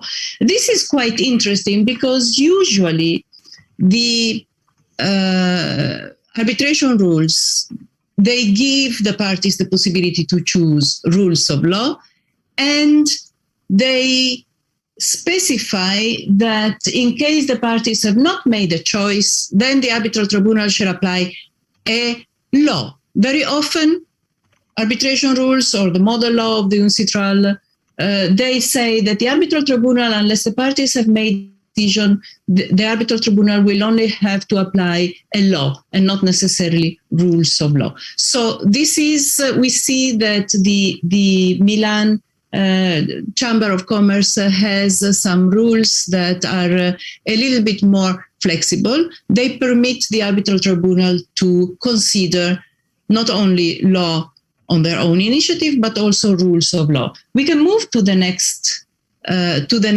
slide, which is what happens if the parties have not made a choice. What I have just said, in some legal systems, the arbitral tribunal can only choose a law, and then how will it choose the law? We will come back immediately to. And then we can move to the next slide again. Under the Milan rules, we have here the third paragraph. In the absence of any agreement by the parties, the arbitral tribunal shall apply the rules, again, not necessarily the law, the rules it determines to be appropriate. taking into account the nature of the relationship, qualities of the parties, and any other relevant circumstance. Now, what this provision is doing, it is introducing for proceedings subject to these rules, the so-called voie directe, so the direct approach to what law or what rules of law are applicable, because it does not make the selection of the applicable law dependent on conflict rules, on connecting factors. It has some criteria. It's the nature of the relationship, the qualities of the parties, and any other relevant circumstances. But these are very open criteria. So it leaves it completely to the discretion of the arbitral tribunal to decide which rules of law, not necessarily which law, but which rules of law they will apply. So if we go to the next slide, which is also actually my last slide, this is a short overview based on a comparison of different sources in arbitration, showing what are the different approaches, the most important different approaches to how to select rules of law or law. And this is quite interesting because it is showing that, for example, the Italian legal framework is, for the moment, present in the two columns on the left, but the reform that we are discussing now is instructing the government to create a rule about the selection of the law, which may move the applicable, the lex arbitri in Italy, may move it towards the right of these table, or maybe not. We will have to see what it will introduce. So what are these, very quickly, what are these approaches? The first column is no regulation at all. This is what we have today. We saw it in the very first slide. Today, nothing is said about how to apply, to select the applicable law. The same approach we have under Swedish law. The Swedish Arbitration Act also doesn't say anything about that. And this is often considered to be a very progressive and modern way of regulating the issue because it gives the arbitral tribunal the maximum of flexibility that is imaginable. Then we have, if we move to the second column, we have the voie directe, this direct approach. We have seen it in the Milan chamber. Of course, the ICC rules have it. It was introduced by the ICC rules, this approach. French arbitration law has it. This is an approach according to which the arbitral tribunal can decide the rules that it determines appropriate in the way in which the arbitral tribunal determines it appropriate. So it's not really much more regulated than the first column that we have. Then we have the third column, the most appropriate private international law. That's the abbreviation for conflict rules. The UNCITRAL model law says that in case the parties have not made a choice, then the arbitral tribunal shall apply the law, not the rules of law, but the law that it deems indicated by the conflict rules that it deems appropriate. So it introduces a mechanism. Then we have the Norwegian Arbitration Act, that is probably the strictest framework that I know, that says that the arbitral tribunal shall apply the conflict rules of the seat. And then we have some specific conflict rules that can be applicable to specific issues, like, for example, in the New York Convention, in the Swiss Private International Law Act. This is what the Italian Civil Procedure Code had before they decided to delete any references to how to select the law. It was a rule saying that the arbitral tribunal will apply the law with the closest connection. So it was a specific conflict rule. So the question is what the reform will do. Will it move the Italian arbitration law from the first column to the second, the third, or the fourth? Not probably the fourth one, but it's probably the second or the third column. What would be most appropriate depends, of course, on the points of view. From my point of view, conflict rules are useful in arbitration. They give predictability. and they give a basis for the arbitral tribunal to, they give some guidelines so that the applicable law can be considered as the exercise of a specific, according to specific criteria, and it reduces the risk of challenges of the award for excess of power connected to the selection of the arbitral tribunal. As I say, for the moment, we do not have any indications because the reform, the delegation from the parliament is very, very short, and we will have to see whether the reform will end up confirming the flexibility that we have today under Italian law, or whether it will enhance predictability by making a reference to the conflict rules. So I will stop here. And of course, if there will be any questions, I will be very happy to answer them. Thank you. Many thanks, Giuditta, for exploring this very tricky aspect of the reform. We'll now move to the third section of our panel. We'll move to the presentation of Carlos Ramos-Mosowski. Carlos has the very difficult task of commenting as an American, as an international practitioner on the Italian reform. Carlos is the senior vice chair of the international chapter at the New York State Bar Association, international section, and a counsel at Baker Stettler in New York in Washington, D.C. He has represented some of the world's largest corporations in several investment arbitrations in Latin America and Africa. Carlos also worked on some of the leading cases concerning enforcement of arbitral awards before the U.S. federal courts. Carlos, the floor is yours. Thank you very much, Rodrigo. I think that our friends at NISBA will be able to put up my very few slides.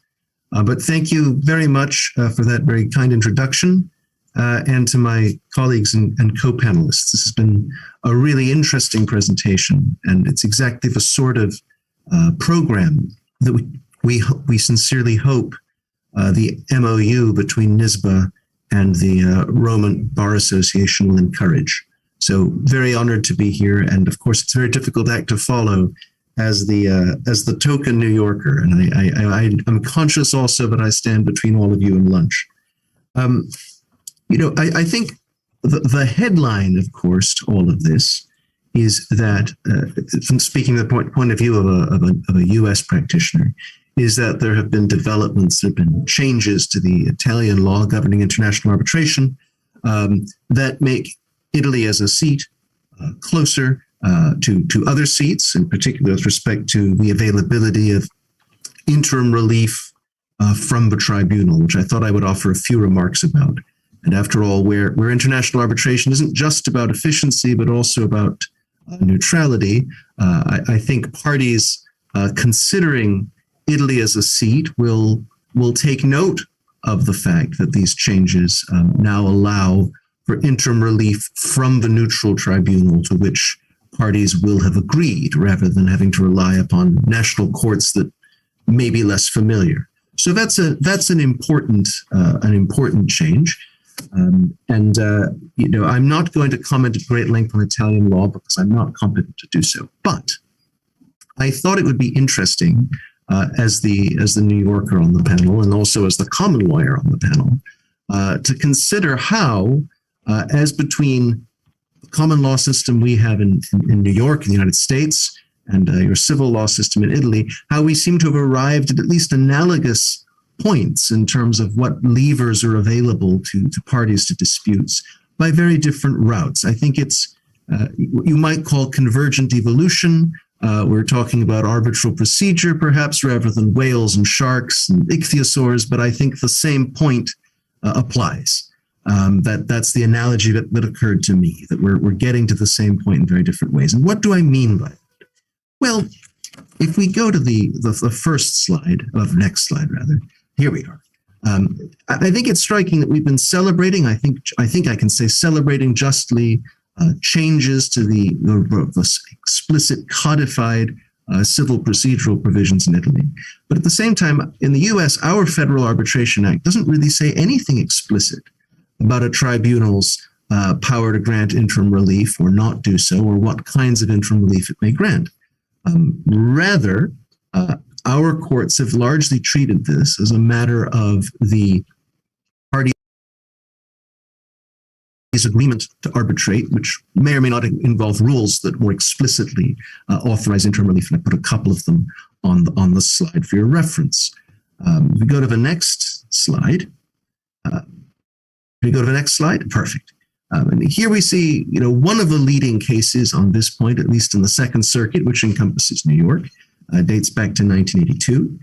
And this is a case in which our Court of Appeals upheld an arbitral tribunal's award of interim relief, in particular in order not to draw down on a letter of credit. And interestingly, there was this interim relief which a court had previously refused to grant. And the Court of Appeals, the Second Circuit, explained that the parties had chosen arbitration to resolve their dispute. And having done so, they would be bound by the tribunal's decision at this point. I think it's interesting, though, and I've highlighted this language, that the Second Circuit's approach was to say, we've been cited to no principle of law that stops a tribunal from doing this, rather than one affirmatively authorizing it to do so. The point was there'd been an agreement to arbitrate. This was effectively implicit in it. And unfortunately, this slide is upside down. But I think what's also interesting here is we have the district court decision, which talks a little bit more. This is the first instance, I guess we'd call it in Europe, which talks about why the interim relief, the interim measure is enforceable, and it uses the basic sort of pre-existing mechanisms in our arbitration law that allow a court to enforce an award. It says, look, this is a severable issue. There's as it were, a mini award, a preliminary award. On a particular point, we can enforce it. So there wasn't a codified change, there was interpretation. Let me just go to the next slide briefly, if we could. One more slide. Thank you. And here we get to another leading case that I think expresses the principle a little bit more broadly. Our Second Circuit said, arbitrators have a discretion to order remedies they determine appropriate, so long as they don't exceed the power granted them by the contract itself. And so when you have a broad arbitration clause, effectively our appellate courts are saying, look, the interim relief is implicit in your having decided to have an arbitrator decide your case. And the limits to the arbitrator's powers are the extent of the party's agreement.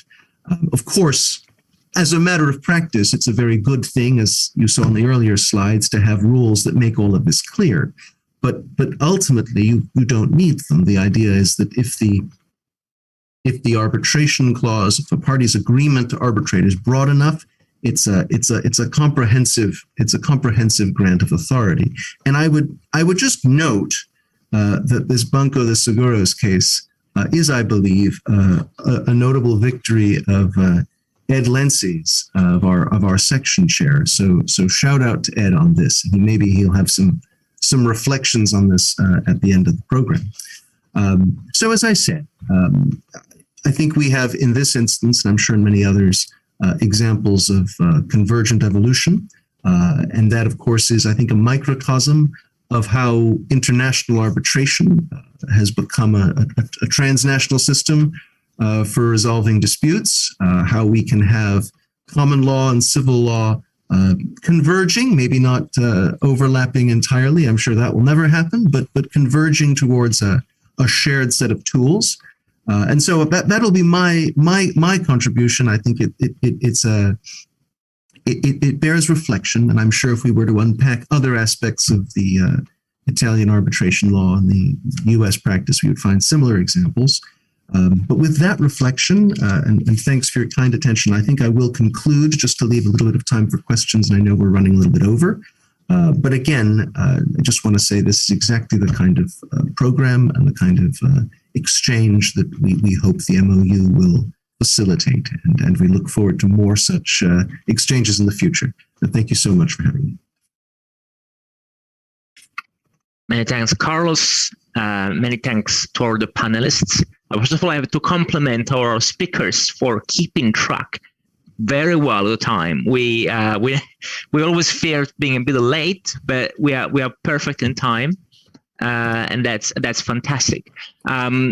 Before handing the floor to questions, I'd like to say 2 words about the Rome branch of the New York State Bar International Session. The Rome branch is open to all practitioners based in Rome or in Italy, regardless of where they are qualified or where their office is. And of course, this is the first of many other events, I'm sure, and we're very pleased of having this collaboration with the Rome Bar, which I thank again.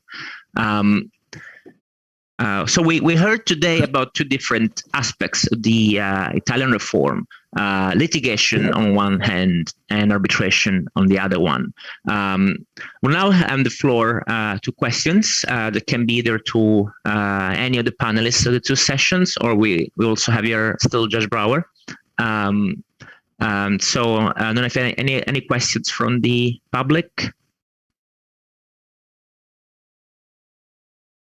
Okay, since not yet. I will start with 1 question on my side, and I will take advantage of my position.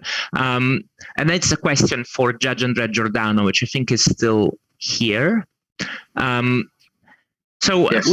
You discussed about the effects of the reform on the litigation proceedings in Italy and the organic historical problem of staffing of the Italian courts, both about judges and about clerks, staff, and other personnel.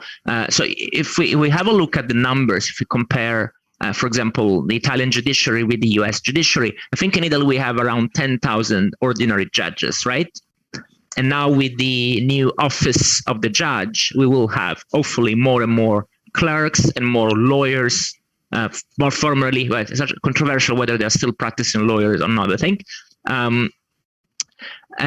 But in the US, I think we have, I was looking at the number, we have around 400, but Ed or anybody from the other side can correct me if I'm wrong. We have around 400 federal judges and around 3,000 state judges. So the numbers are not that better, but the performance is way better. And I was wondering whether legal costs can have, in your opinion, or anybody else's opinion here in on the seminar, on the what are called, for example, frivolous proceedings. If a lawyer starts frivolous proceedings in the United States, there can be consequences in terms of costs for the party, and potentially also for the lawyer in terms as ethical consequences. I'm not sure that it's the same in Italy. We do have certain duties in Italy. We now have a dovere di verità, duty of truth. We have a duty of disclosure towards the court, but there is still so much frivolous litigation in Italy, and the cost consequences are not that high, just because legal fees are pretty reasonable in Italy. So do you think the legal fees and the treatment of costs in litigation in Italy could have an effect, a role in the administration of justice? Yeah, definitely. There are, of course, a number of reasons. Yeah, litigation costs and ways of practicing. And the system is totally different. Of course, reforms and different tracks of procedures. I think, for example, about the English system, the CPR rules with the different tracks, or the use of ADR techniques in common law in general, but both in the English system and in the US, different systems have, of course, a relevance in the matter. But the matter of costs, the general number of lawyers, that is also a big problem. In Italy, lawyers are too many, maybe. So there is not a well-balanced equilibrium, I would say, among the number of judges and the number of lawyers, of barristers, there's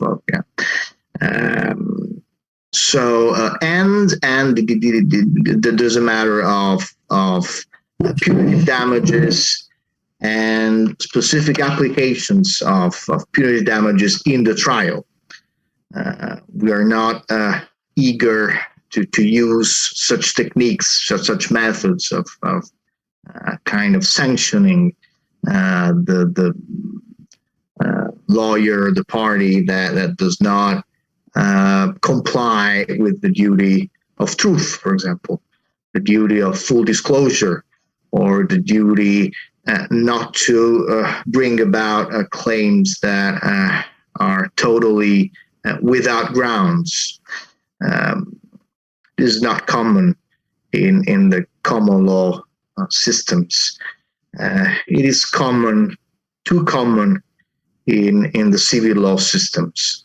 So maybe also the techniques of sanctioning for bad conducts during the trial are another key we should think about.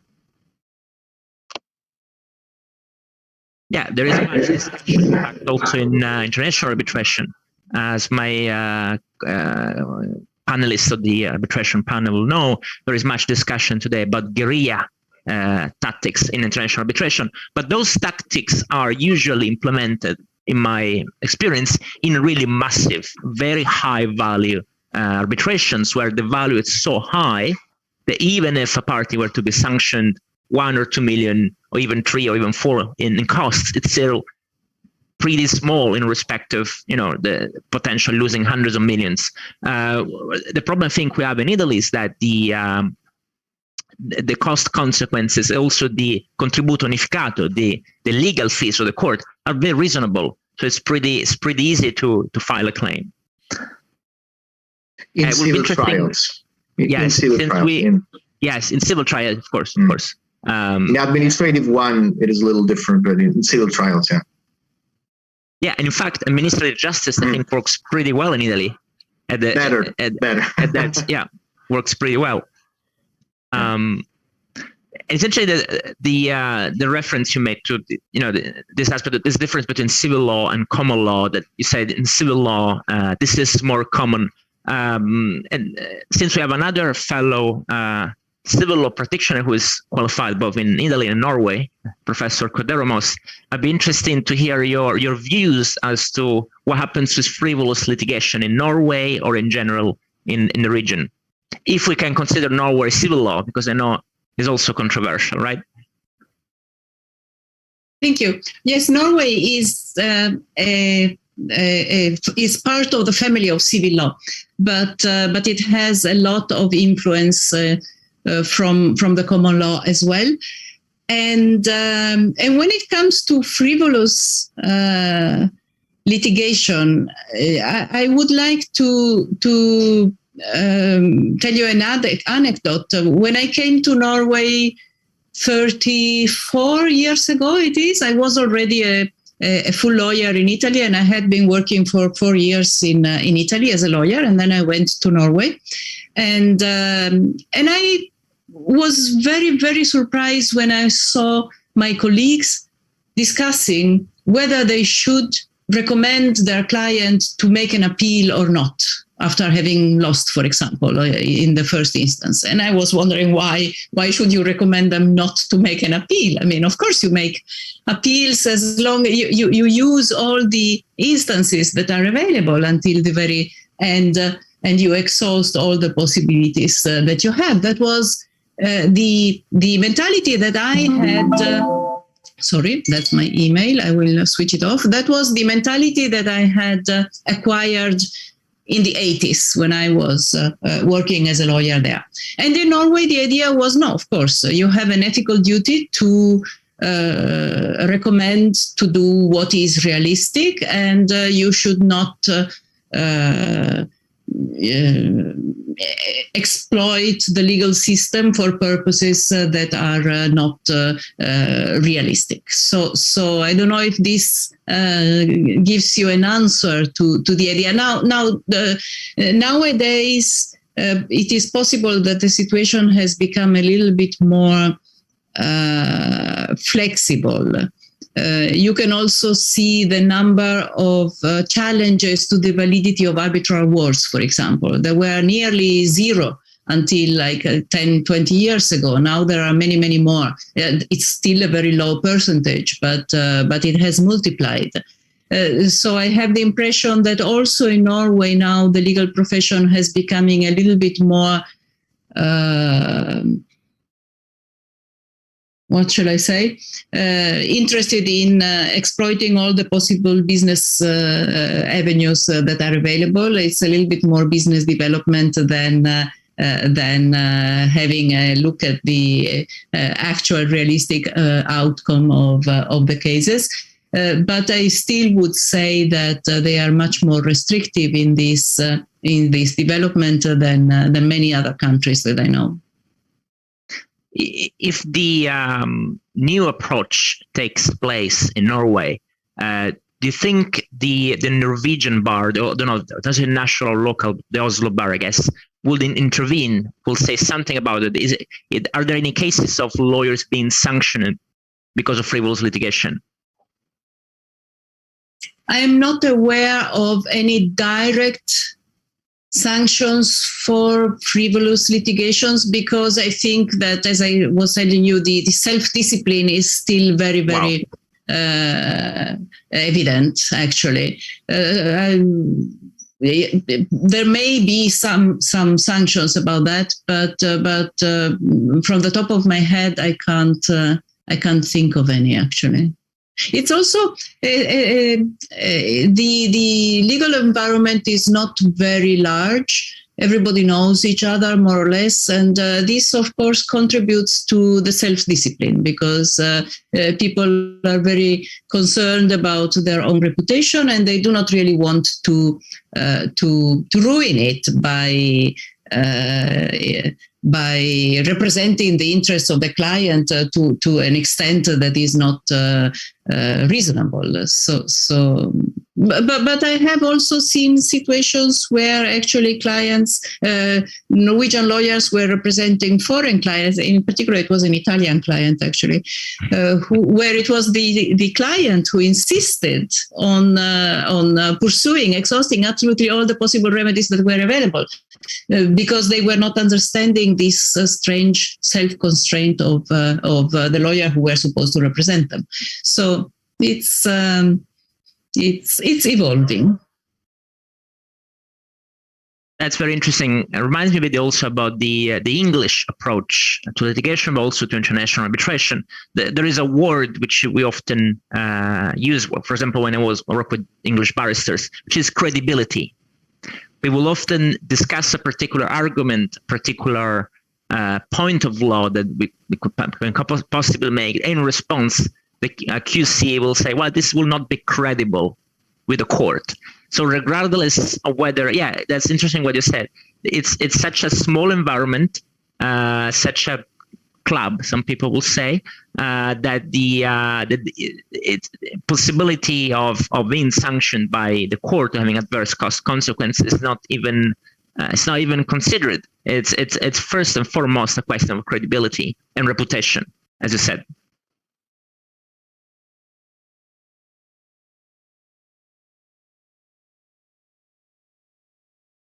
Okay, leave the floor to any other panelists or moderator. And Lorenzo, if you have any question. Okay. Okay, that was a very interesting discussion. I thank everyone for being here. That's been, I think, a very, very successful first of many other, I'm sure, joint events, the New York State Bar and Rome Bar Association events. And I'm sure we will be meeting in person very soon. And thanks, everyone. And thank you, Rodrigo, for being a wonderful host for this program. Thank speakers and panelists for your time and expertise and service to the profession. I know we all look forward to growing this relationship between the two associations and future collaborations to bring more programming like this. Before we end today's program, I would just like to invite everyone to the International Section's upcoming events, starting with the New York City Summer Conference that will be hosted in June 21st to the 22nd at the Sheraton New York Times Square Hotel. Registration is now active for that program, so you can find more information on the International Section's webpage. And following the summer conference, the International Section will be having a global conference in the fall. It'll be November 30th to December 2nd in London, and there will be more information posted on that in the coming weeks. But if you are not already a member of the International Section or are interested in becoming a member and attending these events, feel free to visit the links here in the chat. And again, we thank you all for choosing New York State Bar Association programs. Have a wonderful afternoon. Thanks very much, everybody. Recording stopped.